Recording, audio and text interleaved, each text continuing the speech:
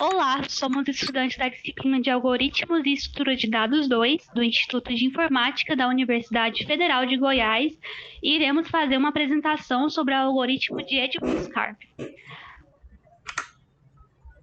Nossa equipe é composta por mim, Heloísa Pires de Almeida, e pelo Nicolas Marcelo Malares. Essa apresentação é formada por uma introdução, onde iremos contextualizar o algoritmo e definir qual que é o propósito, uma exposição de uma implementação do algoritmo seguida de um exemplo da sua aplicação e, por fim, as referências bibliográficas.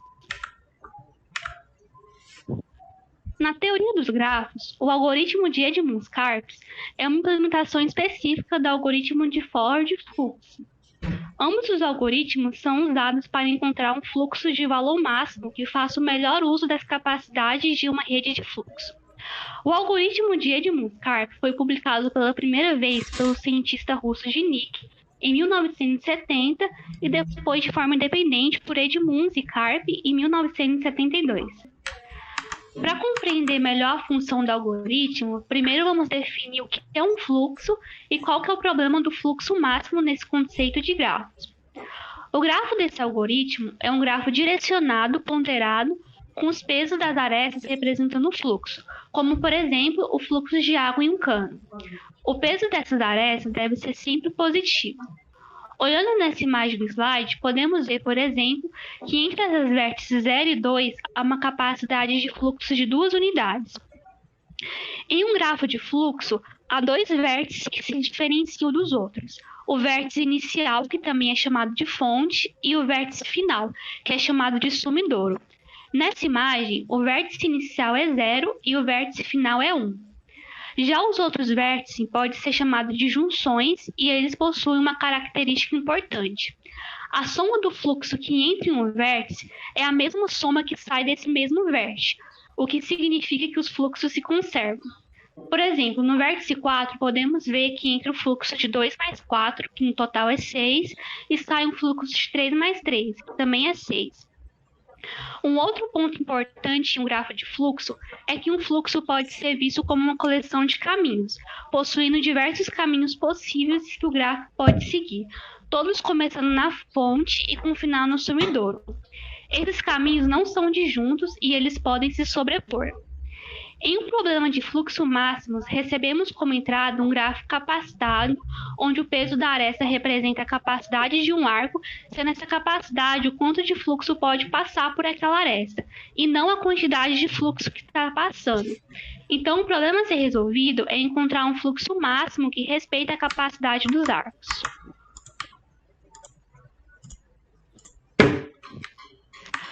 O algoritmo estudado é baseado em dois conceitos intuitivos, o de rede residual e o de caminho de aumento.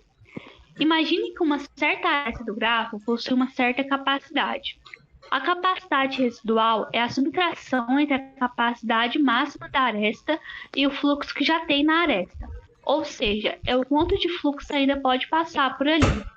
Uma rede residual é um grafo onde as arestas têm como peso a capacidade residual. Já um caminho de aumento é um caminho orientado a partir da fonte para o sumidouro na rede residual, sendo que todo o arco desse caminho possui capacidade residual sempre positiva. Ou seja, é um caminho onde ainda pode passar mais unidades de fluxo, um caminho não saturado. Nas imagens ao lado, o primeiro grafo começa com todas as arestas possuindo um fluxo atual 0, seguido da capacidade máxima da aresta.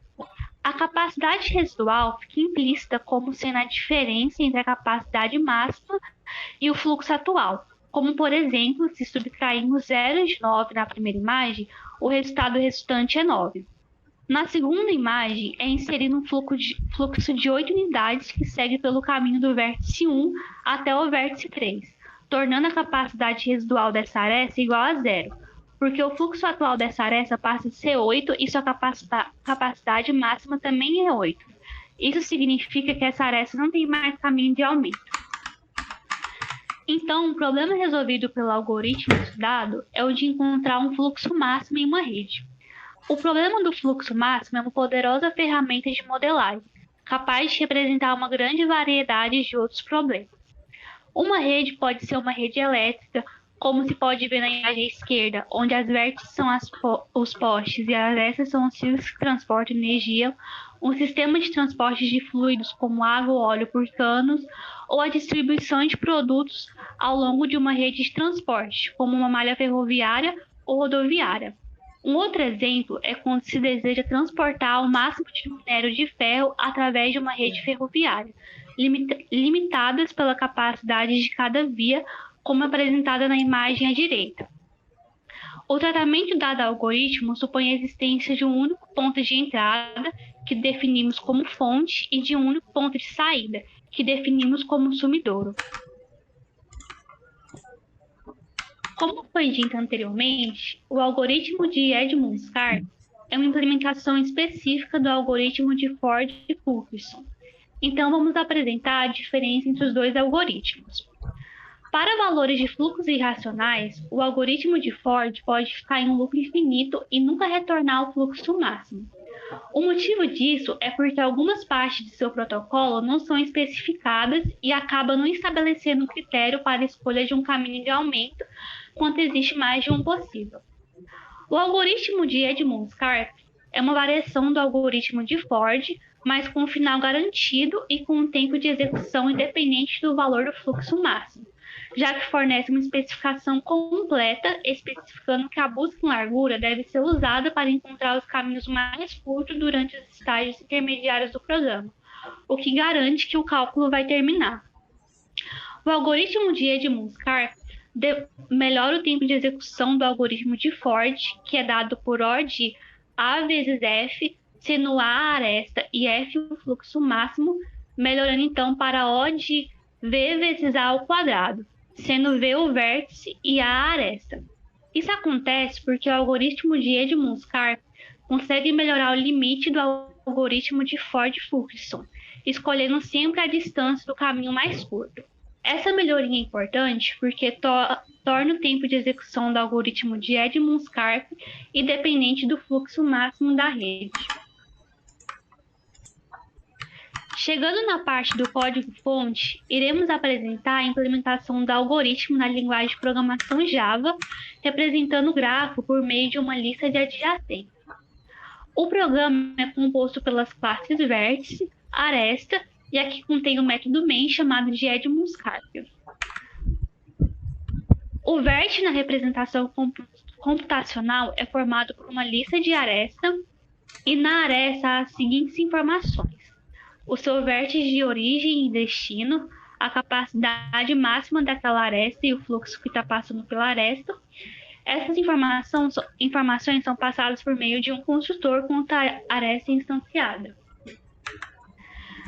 Na classe principal, chamada Edmonds-Karp, dividimos o funcionamento do algoritmo em 5 etapas para melhorar o entendimento.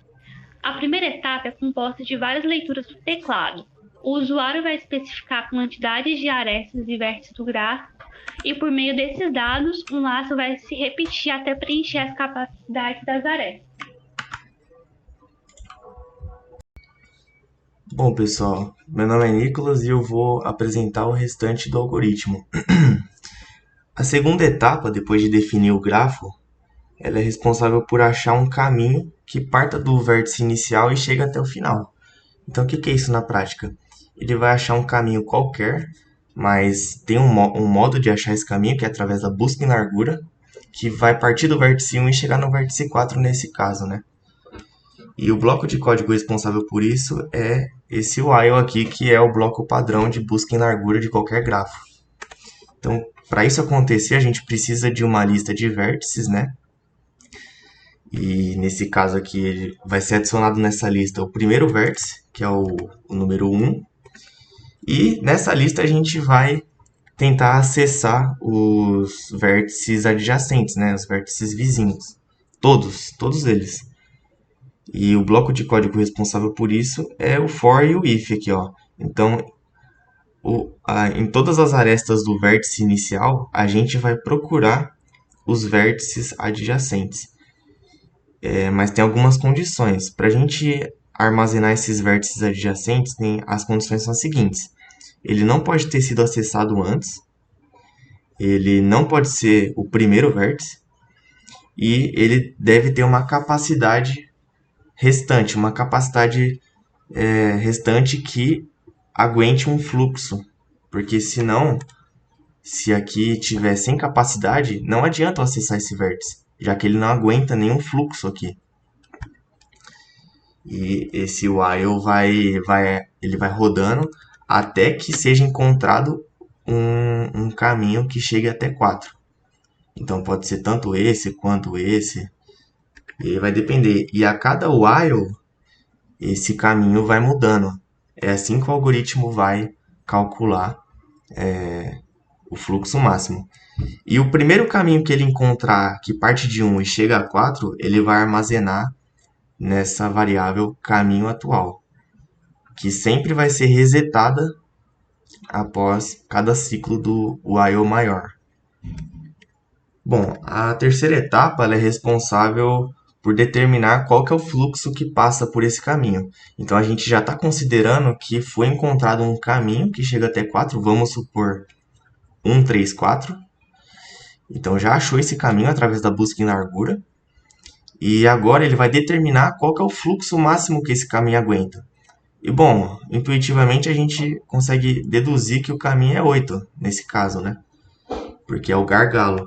Esse bloco, esse for, é responsável por achar esse gargalo. Então ele vai percorrer o caminho e vai armazenar nesse fluxo corrente o valor mínimo entre as arestas comparadas.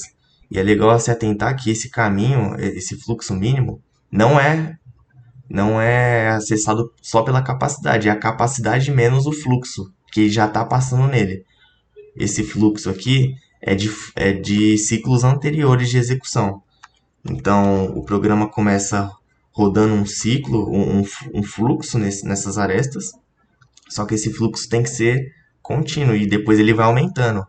Então, é por isso que a gente subtrai da capacidade o fluxo que já está passando por aquele caminho.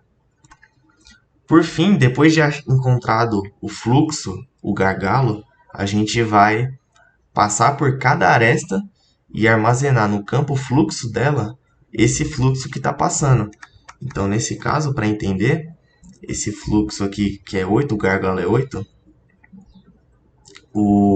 a gente vai armazenar que o fluxo que está passando aqui é 8 de 9. Aqui é 8 de 8, então aqui fechou esse caminho.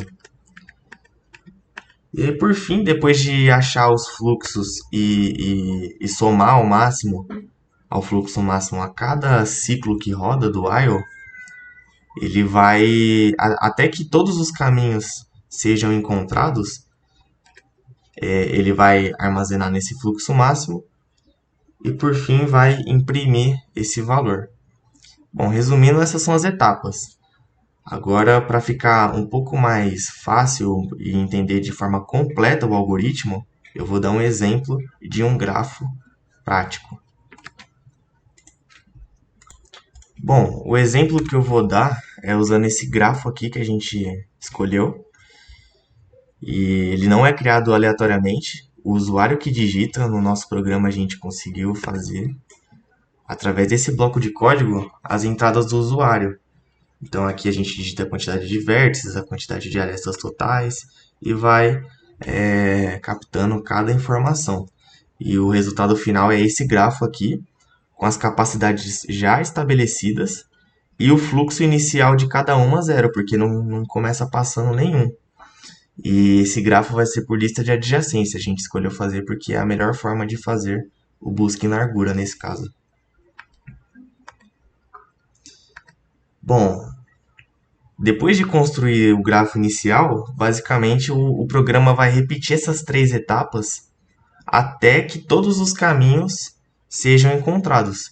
Então ele vai selecionar um caminho aleatório através da busca em largura, vai determinar o valor mínimo do caminho e vai armazenar e vai atualizar os valores de cada aresta.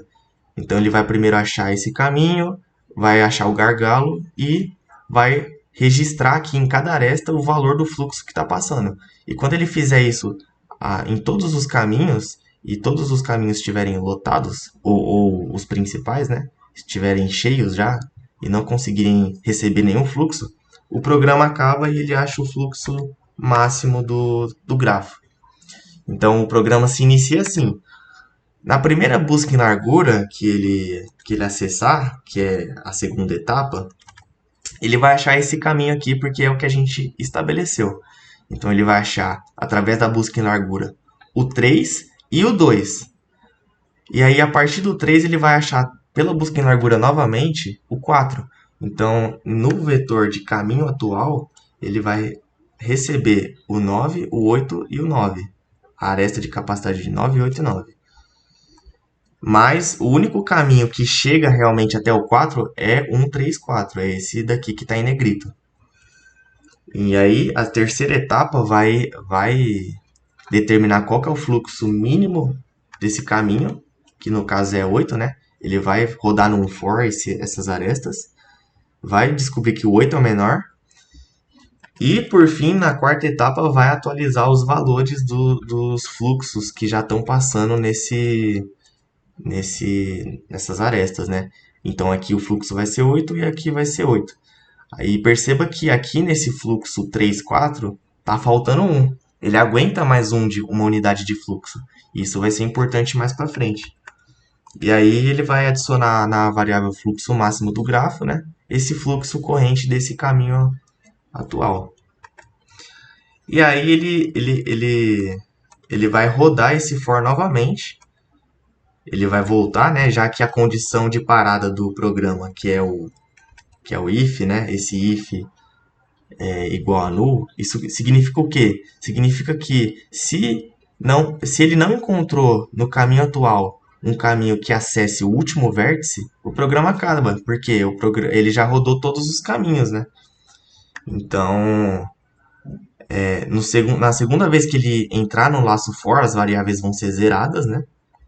E quando ele entrar nesse while aqui para determinar a próxima busca em largura, ele vai encontrar exatamente esse caminho aqui. Por quê? Porque aqui já está cheio. Esse 8 de 8 significa que não passa nenhum fluxo aqui. Então ele não vai considerar mais esse caminho. E o próximo caminho lógico é o 1, 2, 4. Porque ele vai acessar através da busca em largura o 2. E através da busca em largura no 2, ele vai achar o 4 e o 3. Mas o 4 já é o objetivo.